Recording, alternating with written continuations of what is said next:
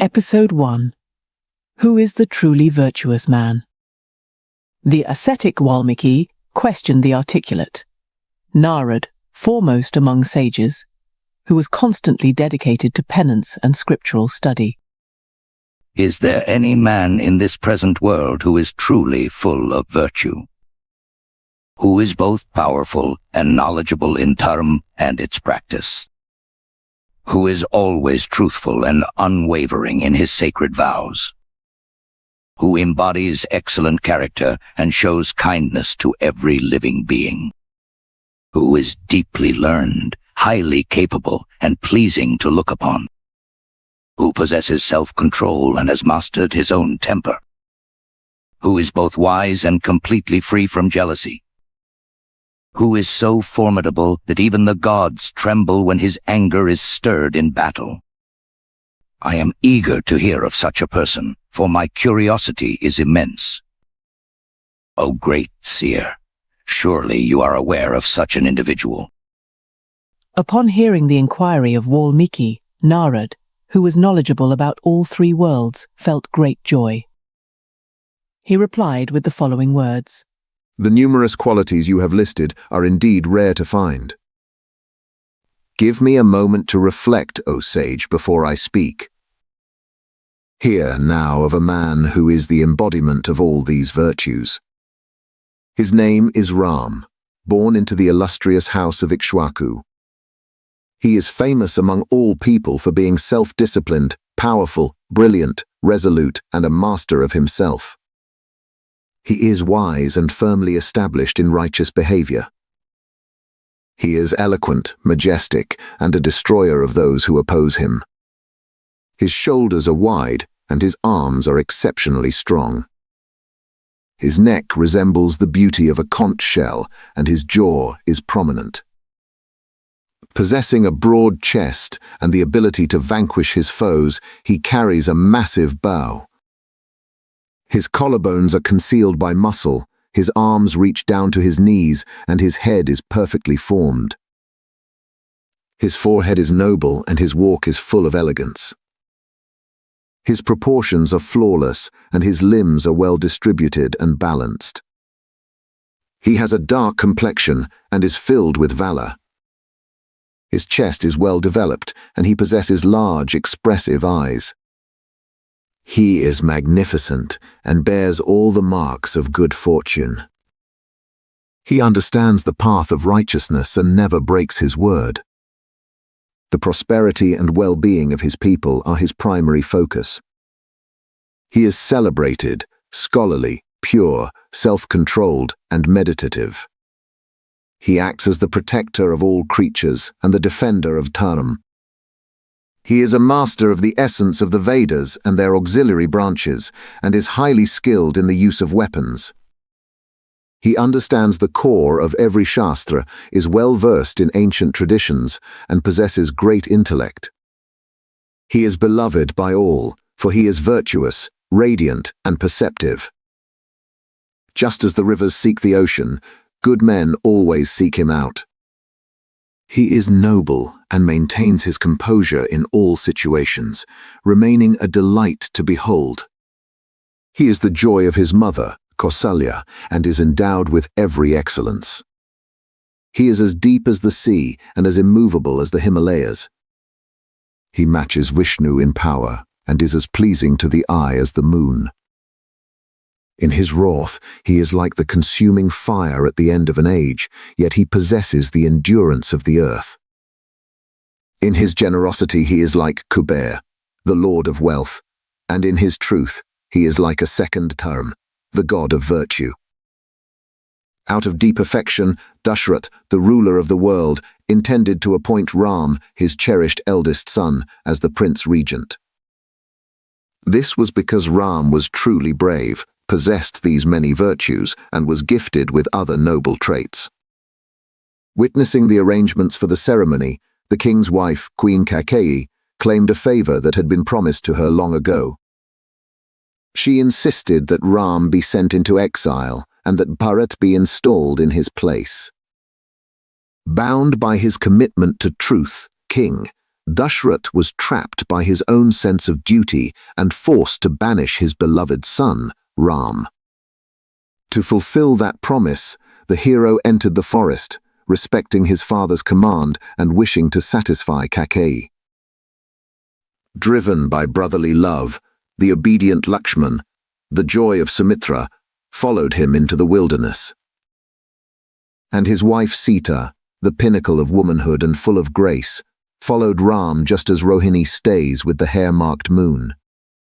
His father, Daśaratha, and the citizens of the city followed him a great distance on his path.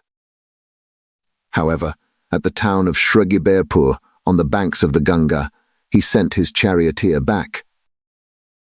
Traveling through various forests, they crossed vast rivers until, guided by Bharadwaj, they reached Mount Citrakūṭa. There, the three of them constructed a pleasant habitation. They lived there in happiness, enjoying the woods like celestial Gandharvas. After Rama had departed from Mount Citrakūṭa, King Daśaratha, overwhelmed by sorrow for his son, passed away while lamenting loudly. Following his death, the Brahmins led by Vasishtha pressured Bharat to take the throne, but that powerful man had no desire for the kingship. Instead, the hero went to the forest to seek mercy at the feet of Rama. However, his elder brother only provided his sandals as a symbol of his authority and repeatedly told Bharat to return home. Unable to achieve his primary goal, Bharat touched the feet of Rama and governed the realm from the village of Nandigram while waiting for Rama's return. Seeing that the townspeople had discovered his location, Rama moved deeper into the Daṇḍaka forest with focused intent. He slew the Rakshas Virad and visited with Sharbhag, Sutikshan, Agastya, and Agastya's brother. Following Agastya's counsel, he happily accepted Indra's bow, a sword, and 2 quivers of arrows that never ran dry. While Rama lived in the forest among the animals, the sages approached him to request the destruction of the Asuras and Rakshasas. During his stay there, he mutilated the Rakshas woman, Shurpankhā, a shapeshifter residing in Janasthan.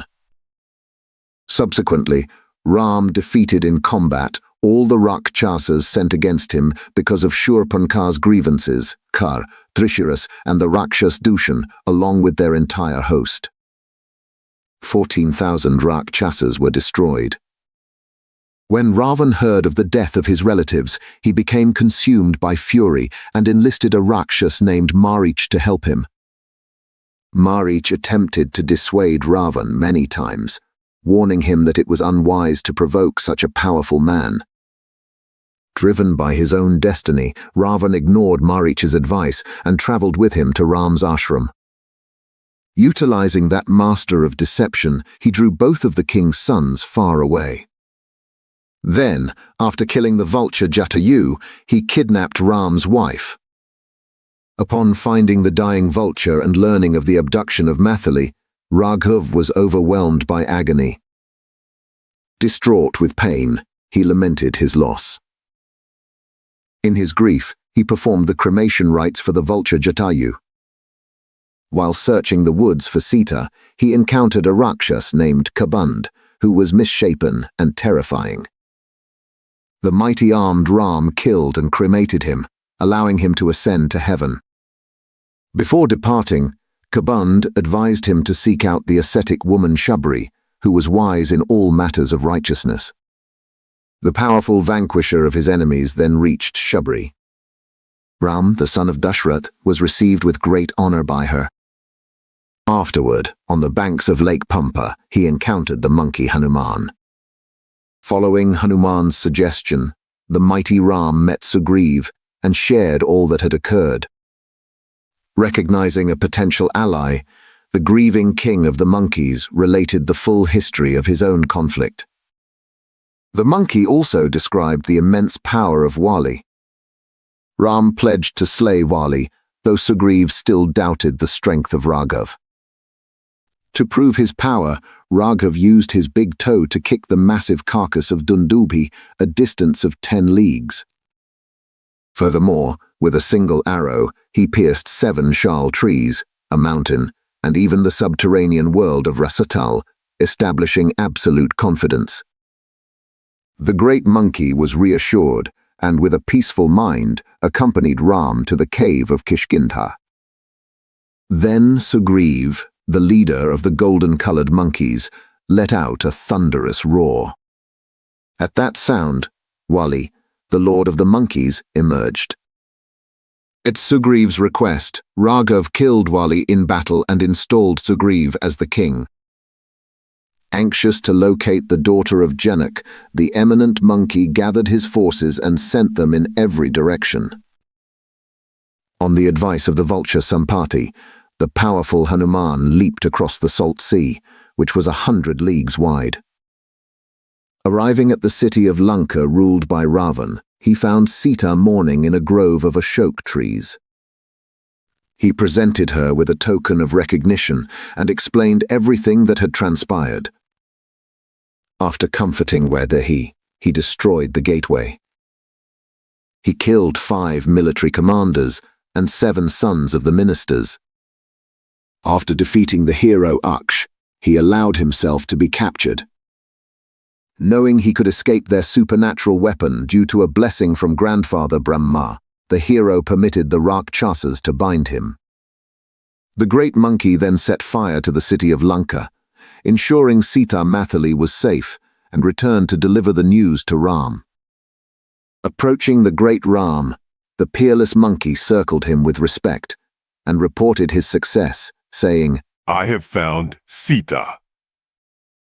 Ram then travelled with Sugriva to the edge of the sea, where he disturbed the waters with arrows that shone like the sun. The ocean, the lord of all rivers, appeared and advised Ram to have Nal construct a bridge.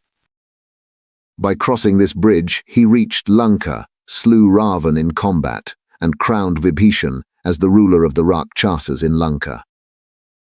All 3 worlds, including everything stationary and moving, as well as the gods and sages, were overjoyed by Ram's great achievement.